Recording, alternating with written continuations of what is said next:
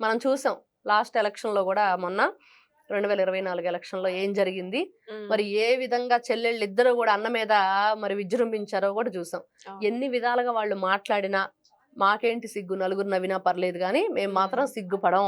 మాకు హ్మ్. సిగ్గు లేదు, రాదు అనే పరిస్థితులు ఈ రోజున జగన్మోహన్ రెడ్డి జే బ్యాచ్ ఉంది. హ్మ్.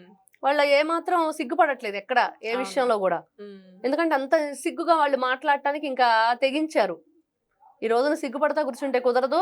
ఏ మాటైనా ఎంతటి అబద్ధమైనా ఆడేయాల్సిందని జగన్మోహన్ రెడ్డి వాళ్ళకి సలహాలు, సూచనలు ఇస్తున్నాడు. హ్మ్. వాళ్ళ స్క్రిప్ట్ బ్యాచ్ అంతా. స్క్రిప్ట్ రాగానే వాళ్ళు దాని గురించి మాట్లాడేసేయాలి ఏదో ప్రెస్ మీటు. అవును. ఇప్పుడు మొన్న కొడాలి నానిని చూసాం. ఎవరో చనిపోతే నువ్వు దశదిన కర్మకొచ్చి, హ్మ్. అక్కడ జగన్మోహన్ రెడ్డికి నువ్వు సంస్కారవంతుడని జెప్పి ఒక సర్టిఫికేట్ ఇవ్వటానికి ప్రయత్నం చేశావు. ఇలాంటివి సమయం, సందర్భం లేకుండా అసందర్భ ప్రేలాపన చేస్తూ అనవసరమైన విషయాలను గూడా అవన్నీ గూడా తీసుకొస్తూ, హ్మ్. ఏది జరిగినా రాష్ట్రంలో అభివృద్ధి ఫస్ట్ మాట్లాడేదేంటి? అది అసలు అభివృద్ధే కాదు అని. హ్మ్. అసలు దాన్ని అభివృద్ధి అనరు అని.